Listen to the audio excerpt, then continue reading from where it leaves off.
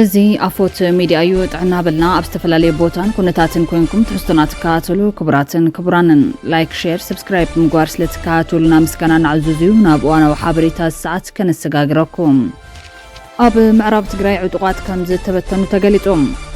ደመቀ ዘውዱ ድማ ካብ ሕሞራ ከም ዝተባረረ ንምፍላጥ ተኻይሉሎ ብኻሊ ወገን ብልጽግና ንዝቐርበሉ ክሲ ከም ዝነጸጎ እናተሓበረ እዩ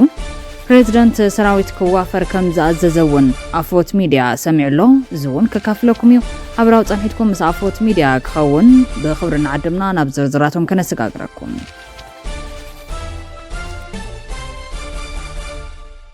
ብቀዳምነት ሓደጋ ባርሓዊ ኣብ ናይ መካነ ሰማዕት ቅዱስ ጊዮርጊስ ኣብነት ተምሃሮ ጎጆ ገዛውቲ ኣጋጢሞም ኣብ ከተማ መቐለ ቀበሌ ባዶ 9 ድሕሪ ባሎን ስታድየም ዝርከብ ናይ መካነ ሰማዕት ቅዱስ ጊዮርጊስ ኣብነት ተምሃሮ ጎጆ ገዛውቲ ሓደጋ ባርዕ ዘጋጠመ እንትኸውን ከባቢ 20 ዝኾኑ ናይ ተምሃሮ ጎጆ ብባርሓዊ ከም ዝተቃጸሉውን ተገሊጹሎም በቲ ባርሓዊ ኣብ ሰብ ዝበጽሐ ጉዳት ከም ዘየለ ድማ ንምፍላጥ ተኻይሉ እዩ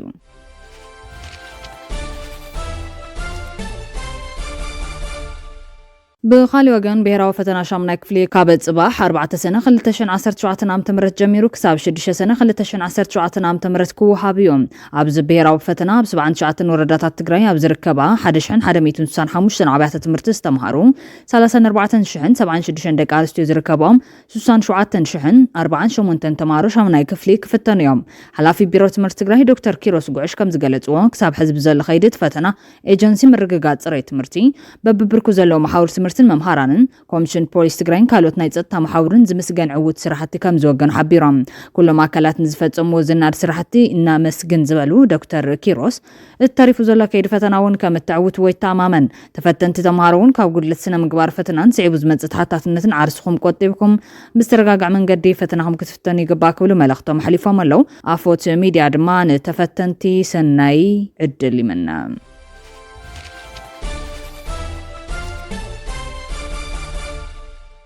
ብኻሊ ዜና ቤት ጽሕፈት መዋሃድ ሰብኣዊ ጉዳያት ሕቡራት ሃገራት ኦቻም ኣብ ቀረባ እዋን ኣብ ዘውፅኦ ጸብጻብ ንላዕላዊ መሬት ትግራይ ከም መካትዕ ገይሩ ዘቕረበሉ ሓደገኛ ኣገላልጻ ብዕሊ ቅሬታ ክሓተሉን ህጹጽ መረምታ ክገብረሉን ይግባእ ኢሉ ጽላል ሲቪል ማሕበረሰብ ምዕራብ ትግራይ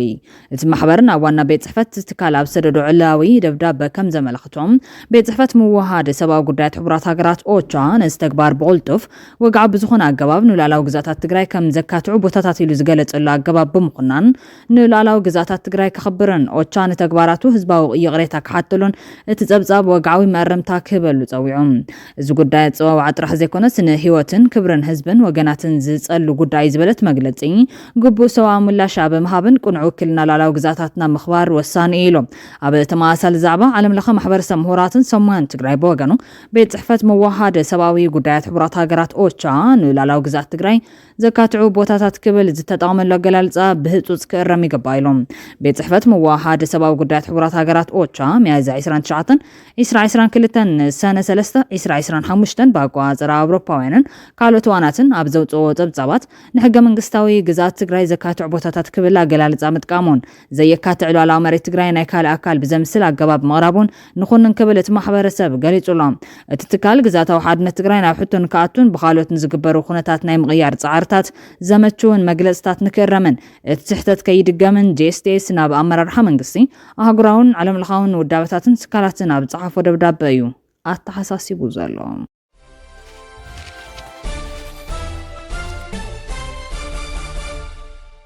ኣፎት ሚድያ ናብ ዝወረዶ ካሊ ሓበሬታት ተሰጋጊርና ኣለና ኣብ ወረዳ ጸገዴ ኣብ ዳራ ሻሕገነ ተዋፊሮም ዝነበሩ 800 የተከዘ ዘብን መኽበርቲ ሰላምን ዝተባሃሉ ዕጡቃት ነተወፍሪ ብምቋም ናብ ዝመጽሉ ከም ዝተመለሱ ተሓቢሩሎ ጸላቲ ዓቕሊ ጽበትን ተስፋ ምቑራጽን ዘበገሱ ኣብ ኩለን ወረዳታት ማእሰር ተጠናኺሮም ቀጺሎምሉ ኣብ ዘለው እዋን ኣብ ወረዳ ጸገዴ ኣብ ዳራ ሻሕገነ ተዋፊሮም ዝነበሩ 800 የተከዘ ዘብን መኽበርቲ ሰላምን ዝተባሃሉ ዕጡቃት ነተወፍሪ ብምቋም ናብ ዝመጽሉ ተመሊሶም ኣለው ካብቶም 800 ቶም 150 ዝኾነ ብትእዛዝ ደመቀ ዘውዱ ክተርፉ ዝተገበሩ ኮይኖም ሕዚ ቅሬታ አልዒሎም እዮም ንሕና ውሑዳቲና ብናትና ዓቕሚ ንምልሶ ጸላ የለን ኣይንወፍርን ብማል ዓሚጾም ኣብ ከተማ ንጉስ ቴክኒክን ሙያን መሰልጠኒ ኮሌጅ ተዓሽጎም ኣለዎም ሕዚ ብዘሎ ጭቡጥ ሓበሬታ ጣብያታት ዳራ ሻሕገነ ዋልካ ማይ ወዳ ሳሊሓይ ደብረ ሓርያ ማይደሌ ዙርያ ዳንሻ ብኽፋል ግጨው ጎቤ ክባቦ እምባጋላይ ወርዒ ብፍላይ መንደር 6 ዓለም ገነት ቆላ ከባቢታት ኣብ ሰዓት ብመነቶም ዘይፍለጡ ዕጡቃት ሸፋቱ ቁፅራትን ኣለዋ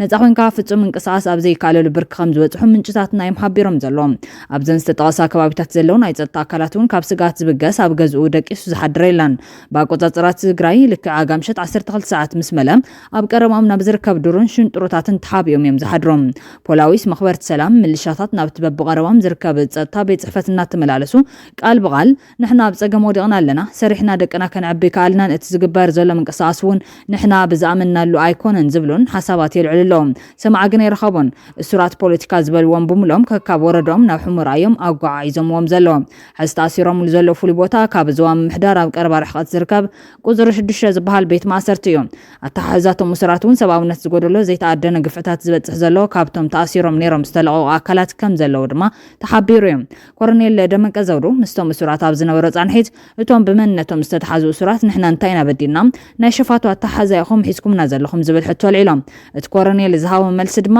እወ ንሕና እንተደሊና መንግስቲ ንኸውን እንተደሊና ሸፋቱ ንኸውን ሕዚ ድማ ሸፋቱ ኢና ኮይና ዘለና ከምኡ ጌርኩም ቁፀሩና ኢልዎም ኩነታት ምግቦም እቶም እሱራት ድማ ንጉሆ ሓንቲ ብሽኩቲ ቀትሪ ሓንቲ ብሽኩቲ ምሸት ሓንቲ ብሽኩቲ ጠቕላላ ኣብ መዓልቲ 3 ብሽኩቲ ይወሃቦም ደመቀ ዘውድን መሻርክቱን ብዝሓደሮም ራዕዲ ውግተት ተወሊዑ ናብ ኣምሓራ ንምህዳም ክጥዕሞም ቤት ጽሕፈቱ ናብ ዳንሻ ከም ዘዘዋወርዎ ምጽብጻብና ዝዝከር እዩ ዝተኻረዩ ህንፃ ናይ ዓለሙ ኣያና ሞኝ መቆምያ ዝበሃል ማእኸል ከተማ ዝርከብ ኮይኑ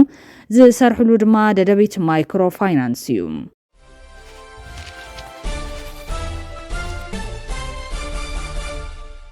بخالي اوانا وحابريتا سرعت بلتقنان زغربلو كسي نتيقوم سرعت بلتقنان نتاب كتما أديس أبا استلعالن عبي هو تسبلي استبهالي كسي نتيقو زلوم بحث سنة خلتشن عصر شعاتنا متمرت أمانقو أبالات تتختمان منسيات دقفتك وعشو أقرن بستفت أرنقونتي حدا منسي ببوليس كم استغتلت أو تابات موتومي ذكر بمسارستي خبتا كتما استفنو حابريتا بحثي سنة خبابي ساعت شعات تدحر غطري ناكلتشن عصر شعاتنا متمرت نايفت زامة جوتا وانجايتو بيان معزابن نواف دقا ستاديوم زمرحو ዝነበሩ ደገፍቲ ተጋጠምቲ ጋንታታት ወላይታ ዲቻን ሲዳማ ቡናን ኣብ ኣፍ ደገ ናይቲ ስታድየም ምስ ፖሊስን ጸጥታን ናብ ጎንፂ ድሕር ምእታዎም ብዝተተኮሰ ጠያይቲ ክልተ መንእሰያት ተወቂዖም ከም ዝወደቁ ዝተገለጸ ኮይኑ በረከት ሃማ ዝተባሃለ መንእሰይ ሓደ ካብቶም ግዳያት ብምዃን ህይወት ከም ዝሓለፈ እዩ ሓበሬታ ዘረጋገጽ ብዘይካት ዝሞተ መንእሰይ መውቃዕቲ ጠያይትን ዝገጠሙ ካሊ መንእሰይ ሓዊስካ ብርክት ዝበሉ ዝተወቅዑ ምህላዎም ዝተጠቀሰ ኮይኑ ንሃለዋት ናይቲ ቦኖቦ ናብ ሆስፒታል ዝተወሰደ ግዳይ ዝገልጽ ተወሳኺ ሓበሬታ ግን ኣይተረኸበን ዘሎ ድሕሪታ መንጎ መንእሰያት ደገፍቲ ኩዕሶ እግርን ኣባላት ጸጥታ ተኸተማን ዝተፈጠረ ዕግርግር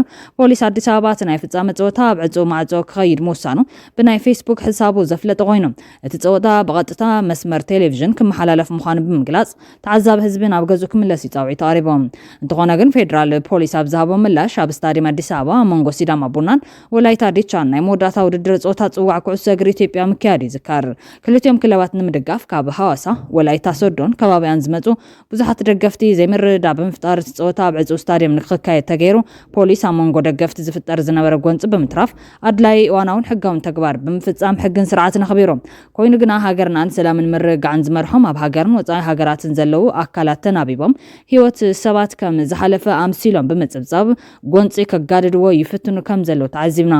ፖሊስ ጎንፂ ንምባኣስ ክንቀሳቀሱ ዝነበሩ ውስናት ውልቀ ሰባት ኣብ ትሕቲ ቁፅጥር ኣውዒሉ እናጸራይ እንትኸውን እቲ ውጽኢት ብግዘ ንህዝቢ ዕላው ክገብር እዮም ካብ ወጻኢ ብሓደ ይኹን ብኻሊ መልክዑ ጎንፂ ዝደልዩ ሰሞይት እናበሉ ዝርግሕዎ ወረ ሓሶት ምዃኑን ሓደ ሰብ ሞት ይኹን ኣካላዊ ጉዳት ኣይበጽሖን ክብል ኣረጋጊጹ ኢሉ እዩ ክሂድዎ ዘሎ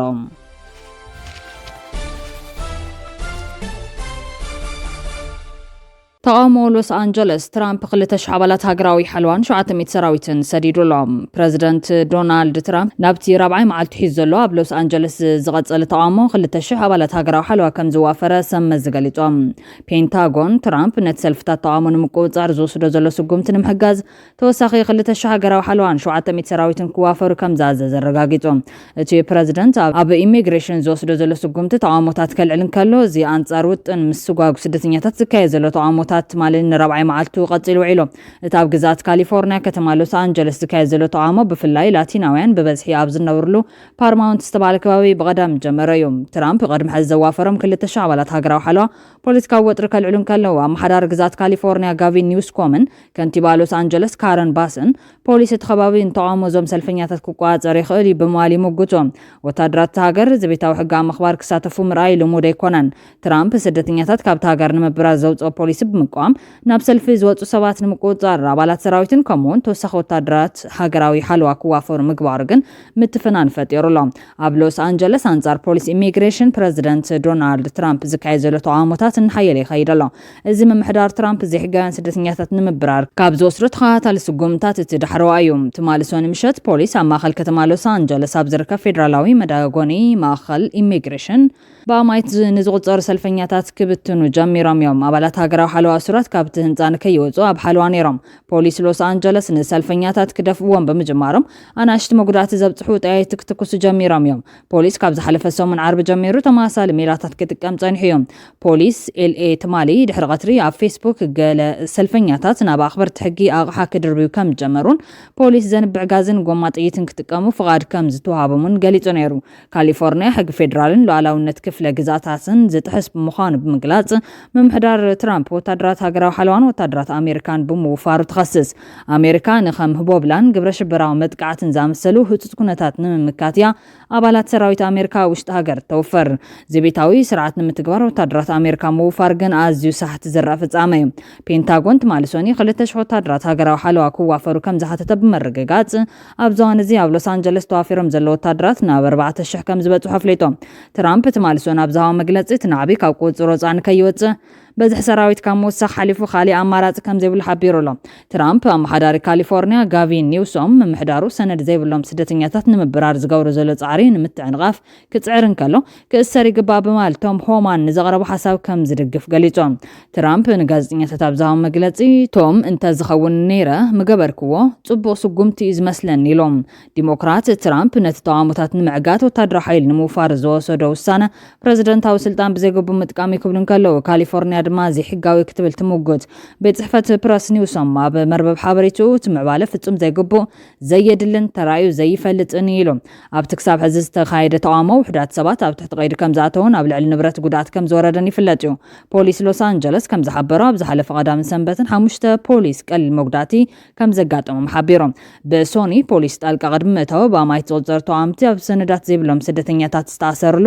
ፌደራላዊ ቤት ማሰርቲ ሎስ አንጀለስ ብምኻድ ኩሎም ናጻ ይውጡ ዝብል ጭርሖታት ተስሚዖም ምምሕዳር ትራምፕ ምምሕዳር ፕሬዚደንት ጆ ባይደን ብዙሓት ስደተኛታት ናብቲ ሃገር ከኣቱ ምፍቃዶን ከም ሎስ አንጀለስ ዝኣምስላ ብዲሞክራት ዝመሓደራ ከተማታት ናብ ሃገሮም ንምብራር ኣብ ዝግበር ጻዕሪ ኢደን የትዋ ከም ዘለዋን ከሲሶም ትራምፕ ኣብቲ ሃገር ብዘይሕጋዊ መንገዲ ዝነብሩ ሰባት ክጥረዙን ደቡብ ኣሜሪካን ሜክሲኮን ክዓጹን ቃልኣት እዮም ኣብ መዓልቲ ብውሕዱ 3,000 ሰነዳት ዘይብሎም ስደተኛታት ናይ ምእሳር ሽቶ ድማ ኣቐሚጡሎ ፕሬዚደንት ትራምፕ ክቡራንን ቤተሰብ ኣፎት ሚድያ ንሰዓት እዚ ናባኹም ከነብሎም ዝሓዝናዮም እዋናዊ ሓፀርቲ ዛዕባታት ኣቕሪብና ከም ቤትና ኣለና ሰናይ ምክትታልኩም ነመስግን ላይክ ሼር ሰብስክራይብ ምግባር ቤተሰብ ኣፎት ሚድያ ኹኑ ሰናይ ግዜ ትመኒና